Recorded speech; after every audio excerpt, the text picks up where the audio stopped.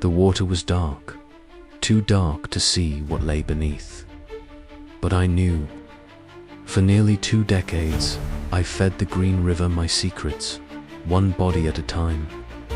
They searched for me in the daylight, but I hunted in the shadows, always one step ahead. You think monsters hide in the dark? No, monsters smile at you in the supermarket, wave at your kids, mow their lawns on Sundays. And I was the kind of monster who made sure you never saw me coming, until it was far too late. The Green River has always had a strange silence at night, the kind that swallows every sound, even the wind. When I stood there, staring at its slow-moving water, it felt like the whole world had stopped breathing. That's why I chose it. People think killers are born out of rage, madness, or some traumatic past. They're wrong. I didn't kill because I lost control. I killed because I wanted to, because it made me feel something. Something I never felt anywhere else. It was 1982. When I first saw her, a girl, barely 20, standing near the Pacific Highway, thumbing for a ride. She smiled when I pulled over. They always did. I knew how to make them feel safe. I had that harmless look, the kind that made me invisible in crowds. No one remembers the man with soft eyes and a polite voice. We drove for a while. She talked about nothing, music, friends, rent she couldn't afford. I nodded, kept my hands loose on the wheel. I asked if she wanted to see a quiet spot by the river. She laughed, said she had nowhere else to be. By the time we got there, the air had turned cold. I led her down to the muddy bank. The moon lit the water like silver glass. She didn't even scream when my hands closed around her throat. Shock freezes them. I felt her nails dig into my skin, the struggle weakening, until her body went limp. I left her there, half in the water, the current tugging gently at her legs. I thought it would end there. One girl, one night. But the river kept calling. Me back. Weeks later, I returned. She was gone, but I could still see her in my head. I could still feel that moment when she stopped moving, and I wanted it again, needed it again. The news called her a runaway. The police barely looked into it. They never thought a man like me, quiet, married, with a job, could be a monster. That was their first mistake. By the end of that summer, there were 3 more, all left near the river, all forgotten by the world, except by me. I told myself I was just cleansing the streets, ridding them of women who didn't matter, but the truth was simpler. I killed because I could, because no one was stopping me. And as long as the Green River flowed, I knew I'd always have a place to hide them. The Green River wasn't just water, it was a graveyard, disguised as nature. The banks were thick with trees and brush, shadows that swallowed anything you left behind. The perfect kind of place for someone like me. I learned early that the trick wasn't just killing, it was vanishing. You had to become a ghost, no trace, no pattern they could see. I never used the same spot twice in a row. Sometimes I'd leave a body half hidden, let the river take it a little further downstream. Other times, I'd carry her deep into the woods, where the silence was so heavy it felt like the earth itself would keep my secret. They called me organized later, when they finally put a name to me. But it wasn't organization, it was patience. I'd drive back to those places after a few days, sometimes weeks, just to see them again. I know how that sounds, but for me, it wasn't over when they died. There was a strange comfort in knowing they were still there, in the quiet. A secret only I knew. One night, in '83, I pulled off the road onto a narrow dirt track. The headlights caught the twisted branches, the moss hanging like old curtains. She was there, the girl from 2 weeks before, her skin pale under the moon, hair tangled with leaves. I stood over her for a long time, breathing in that heavy, damp air. In those moments, I wasn't a man anymore. I was something else entirely. The police were already talking about a killer near the Green River. They were right, but they had no idea how close I was to them. I'd even joined search parties once, standing shoulder to shoulder with men holding flashlights, pretending to be as shocked as they were when we found a body. That was the thrill, not just the killing, but the watching. Seeing them chase shadows while I stood right there in plain sight. By 1984, there were more than a dozen of them. The newspapers ran headlines. The TV showed pictures of the missing. Mothers cried into cameras, begging for answers.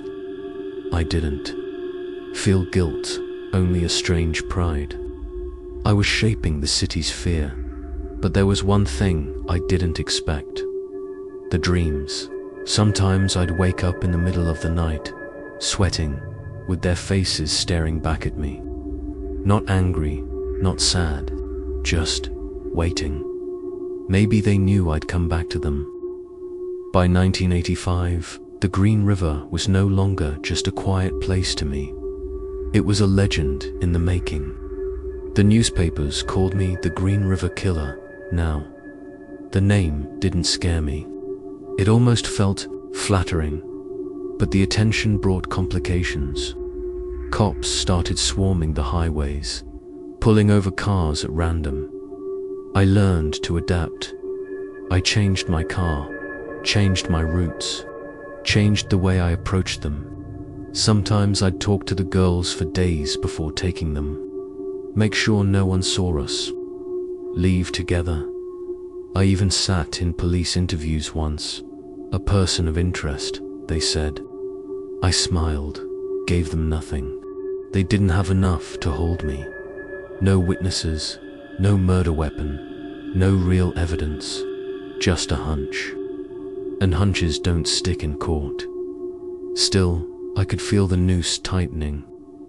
Some nights, I'd drive out to the river but just sit there in the dark, my hands gripping the wheel, my breath loud in the silence. I wanted to take another, but something told me the cops were watching. I hated that feeling, like someone was trespassing inside my head, so I changed again. I started dumping bodies farther away, spreading them out. Some I left in shallow graves, others deep in the woods where no one went. But I always came back eventually. Couldn't help myself. The urge was stronger than fear. One winter night, I parked my truck a mile from the site and walked in. The cold bit into my skin, my breath turning to mist. I found her where I'd left her weeks ago. Snow had fallen over her, a thin white sheet, like the earth was trying to hide what I'd done. I brushed the snow away, my fingers numb, and for a moment I thought I saw her eyes open. Just a trick of the moonlight, but it sent a shiver down my spine. The next day, the news reported that detectives had found new forensic evidence from several bodies. They didn't say what, but I knew science was catching up. I told myself I could stop any time, that I would stop. But a week later, I was out there again, scanning the streets, looking for the next one. Because the truth was simple. I didn't know how to be anything else. For years, I thought I'd beaten them. They'd pulled me in for questioning more than once, searched my home, even swabbed my mouth for DNA back in the late 80s. I laughed about it afterward, back then. Their science was nothing, a ghost. Like me, didn't leave footprints in their world. The 90s came and went. The killings slowed, but they never stopped completely. I had a life, a job, neighbors who waved when I mowed the lawn. People trusted me with their kids. And all the while I carried my souvenirs, little things I kept from them. A bracelet, a shoe, a lock of hair, hidden away so I could take them out when I needed to remember. Then, in 2001, everything changed. I was driving home when the red and blue lights flashed in my mirror. At first, I thought it was a traffic stop, routine. But when they pulled me out of the truck, there were too many uniforms, too many eyes watching me like they already knew. At the station, they didn't waste time. One detective slid a folder across the table. Inside were photos, bones in the dirt, bodies curled in shallow graves. The riverbanks I knew better than my own street. Then he said it. We matched your DNA. I didn't speak for a long time. My heart didn't race. My hands didn't shake. Maybe part of me had always known this day would come. They wanted me to fight it, to deny everything so they could drag it out in court. But I didn't. Once the game was over, there was no point in hiding the rules. I told them what they wanted to know, and things they didn't want to hear. How I'd picked them, how I'd gone back to them, how many there really were. They looked sick when I said the number might be over 90. I told them I lost count. In the end, they called me the most prolific serial killer in American history. I don't care about titles. I care that for almost 20 years, I walked among them, invisible, touching lives in ways they'd never understand until it was too late. Now the river is still out there, winding its way through Washington. People fish there, swim there, never knowing what's beneath their feet. And sometimes, late at night in my cell, I close my eyes and hear it again. The slow, steady rush of the water, carrying my secrets out to sea.